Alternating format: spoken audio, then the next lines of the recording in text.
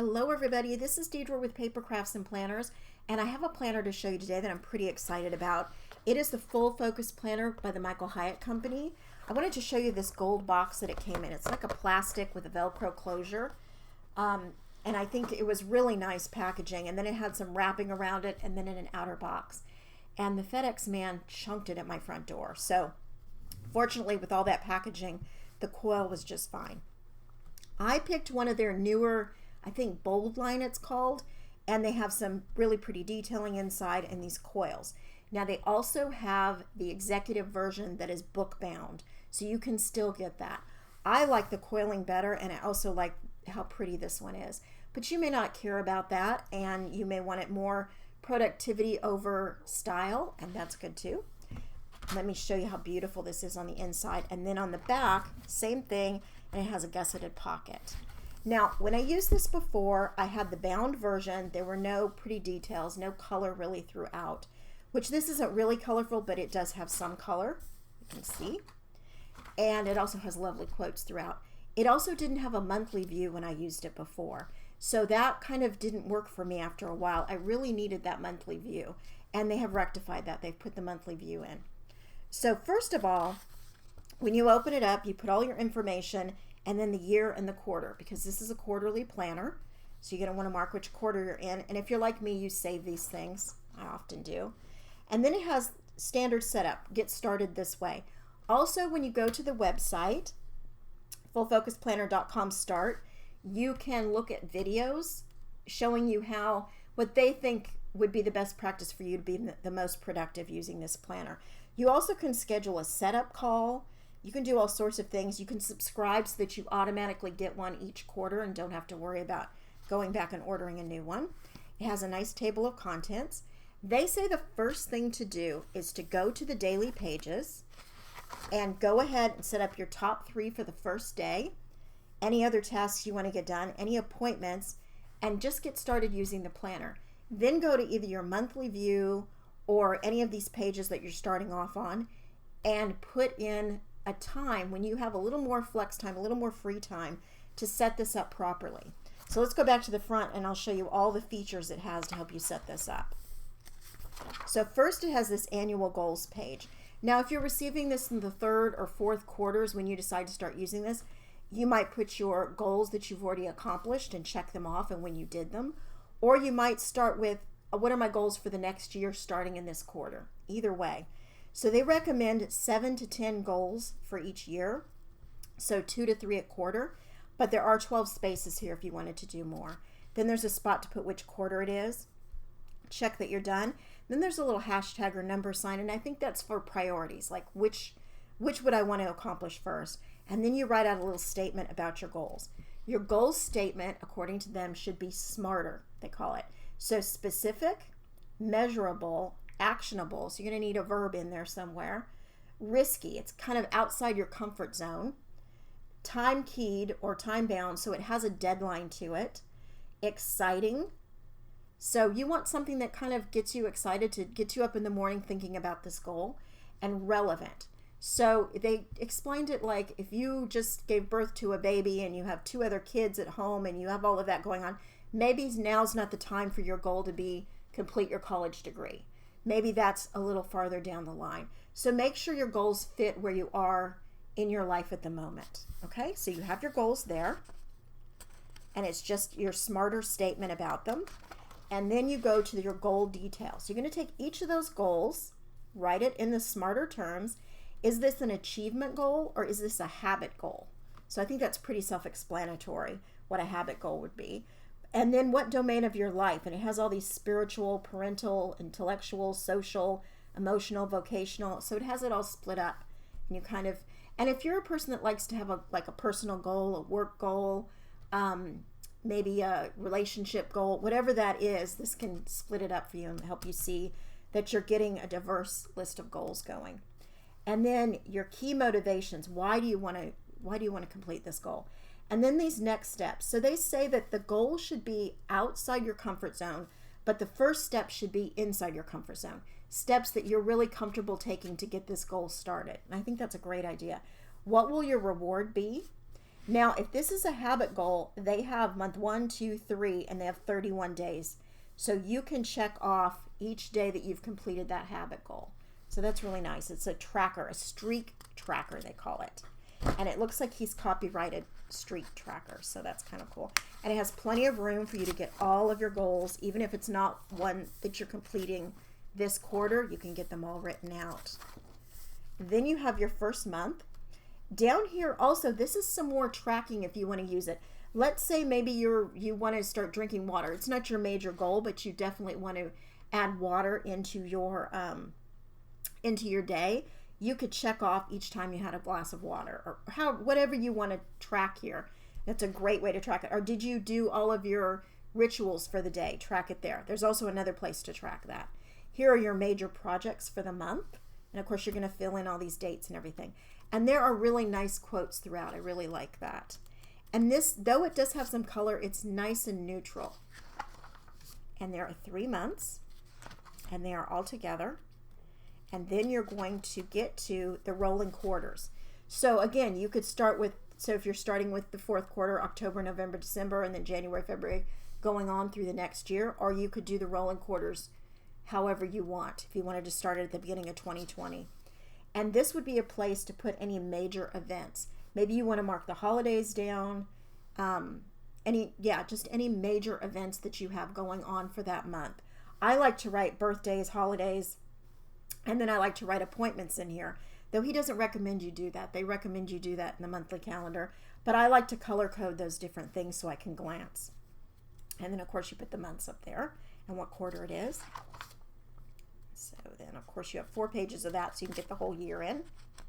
And then you have your daily rituals. This is one of the things I really love about this planner. So they suggest you set up a morning ritual.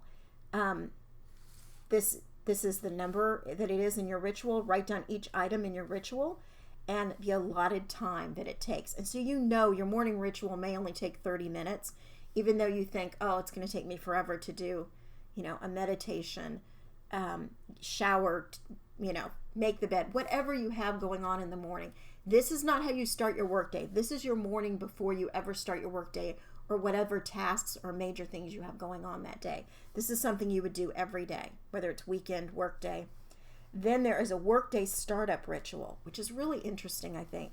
So these are your activities that you're going to do every day before you start working, every workday. And then your workday shutdown ritual. This is probably the most important one to me because I need to remember I just did a major reorganization of my office/craft room work area, and I need to remember when I'm done creating, when I'm done making a video, whatever it is, I need to remember to put everything back where it goes before. So when I walk in the next day, my startup ritual is not cleaning my desk off so I can get started. And I think that's a great thing, a great reminder.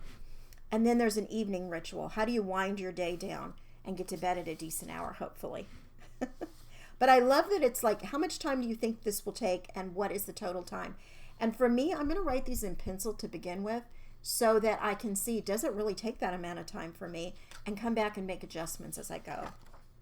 Then this is your ideal week, which is another lovely thing, I think. So it has each day of the week, and it starts at 5 a.m., which I will never be starting at 5 a.m., I don't think.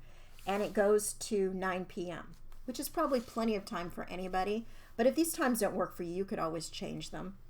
So you would start, what is your ideal Monday? Is your ideal Monday working 9 to 5? How long should your morning ritual? So you might write all the way across morning ritual. And then on the days you go to work, if you have, like, you've got to get in the car and driving time, or dropping the kids off at school time. I know that's not happening for a lot of people right now, but in the future. And then, maybe your work shutdown time when you like to do that. And maybe your Saturdays and Sundays look different. For me, I like Monday to be my errand day, my out of the house day, because it is the day that's least busy, at least in my area. And then Saturdays and Sundays, I tend to do some work. So I like doing it that way, just so I'm not in a crowd all the time. And then here are your key projects for the quarter. And they've given you plenty of room for these. And here is your big 3 for this following week. Now, there's not a weekly review on the first week. It's just what is your top 3 for this week to get done. Okay, so then you go to the daily pages. What's your top 3 today? And hopefully that falls back in line with what are your goals for this quarter and what are your top 3 for this week. You need to keep those in mind when you set these. And you're going to put the date and everything up here. And like I said, it may not start on a Monday, it may start on a Wednesday, the quarter, whatever it starts on. You're going to check off, did you do the morning ritual, the workday startup, the workday shutdown, and the evening ritual. And then here are any other tasks. Here's anything that's time bound. For me, I like to put like 9 to noon I'm going to work, and then 2 to whatever I'm going to work, and take a break in between. But however you like to work that out, or however it needs to. There are some little symbols down here. So done, waiting for, delegate, defer, delete. So however you want to do that, maybe you have your own symbols, but they recommend these. And then over here again, to do, delegate, important, question mark. And here's a great notes section. I love this. So if I'm thinking I'm working, on a project and something pops into my head for a new project, this is very David Allen, getting things done. Here's your spot to write that down and jot that down. Or let's say you watch a training video and you put all the notes in here for the training video. You're going to get all of that in here, and it's something you can refer back to. And I'll show you in the back of the index how this will come in handy, very much like bullet journaling, so you don't lose track of these ideas. So you have each day looks the same. I love that Saturday and Sunday look this way also, because I need that. And then here is your first weekly preview. So you're going to put the date, and you're going to put what were your 3 to 5 major wins for the past week. After action review, refer to your last weekly big 3. How far did you get? And that's got a little percentage guide over here. So if you didn't get it all done, you can at least get some credit, right? For getting some of it done. What worked, what didn't. And I think in the beginning when you're trying a new productivity system, this is really important because not everything's going to work for you, which is why I'll be doing a lot of this in pencil and seeing how things work and going back. And then what will you keep, improve, start, or stop doing? That's a great section. Okay, over here it asks you to go back and look at any tasks you deferred to someone else or to yourself, like you're going to do them later, and make sure you get those coming up. You don't lose track of those. You get those on your calendar. Did you delegate anything? Do you need to go back and talk to the person you delegated to and see what, how far are they? What do you need to do to help them along? Or, when are they going to be completed? Daily notes. Add any assignments or action items to your task manager. So go through those daily notes and then come back with anything you need to get done in the following week. Weekly overview. List important events, deadlines, and tasks coming up in the next week. And they have personal and professional. I think that's a great overview. I'm sorry for that noise. I think my cat's in the room here. Hopefully that wasn't too loud. And then here is your week at a glance. So if you need this, I won't need this. I don't think this week at a glance, but some people might. And the Saturday and Sunday kind of have just a smaller space. But if you want to use that, I think that's a great idea. Weekly big 3. So this is your big 3 for the next week. And hopefully after doing all of this work, you know what those should be. And this is a self-care planner. And this is kind of a great idea. So kind of brainstorm. How can you get enough sleep? How can you eat what you're supposed to? How can you get some sort of movement or exercise? Do you need to connect with anybody or with yourself? How can you relax this upcoming week? I think that's really nice. We don't often think about those things we need to do. And then it starts back up with the weekly. And then each week we'll have that review, and it goes all the way through the quarter. There's plenty of room. And then at the end, there is a weekly or a quarterly preview. So you can get ready to set up your next planner and also look back over your quarter. Okay, here's your biggest wins. Your after action review. Refer to your goals for this past quarter. How far did you get? So that's again the same thing as the weekly. What worked, what didn't? What will you keep doing? What will you improve? What will you start doing? What will you stop doing? Again, that's why things will be written in pencil for me a lot, because I think I'm going to come up with a lot of things that I thought it would work, and that's not the way I work. Life plan review. If you have a life plan, read through it. Is there anything you need to revise, remove, or replace? If you don't have a life plan, skip this step for now. If you want to learn how to create one, there's a book called Living Forward by Michael Hyatt that you can read. And I don't think I've ever read the full book, but anyway, I think I've read a synopsis of it or listened to a synopsis of it. So that may be something I work into my calendar to get that done. Annual goal review. Check your annual goals. Do you need to revise, remove, or replace any? In your new planner, indicate which goals will get your quarterly focus. Limit yourself to 2 or 3 per quarter. Complete your new goal detail pages. Rewriting ensures you internalize your goals. And then monthly calendar. Set up your monthly calendar and schedule, he calls them big rocks, or your big events, your big projects. Kind of write them in, schedule them in. Major events, deadlines, projects, rejuvenation time. We all need to take a little break from time to time, right? Especially right now. I think we all are probably looking forward to getting our first vacation or break after all this is over. Turn to the ideal week pages of your current planner. Is there anything you want to revise, remove, or replace? That's great. So you're going to look over these things again. You're not married to the way you set up this quarter for next quarter. Daily rituals review, same thing, look it over. Daily pages, go in your planner and put the dates in for the first few weeks so that you can get started. If you don't write your ideas down, they could leave your head before you even leave the room. I love that. It's a Richard Branson quote. And here are all these note pages. And then in the back is an index. Now what this is great for, when you put something down on one of these note pages, like let's say you have an ongoing project with somebody or something you and your husband are working on together, whatever it may be, you write, okay, spoke to so-and-so today and here's what was decided, the date, the time, everything.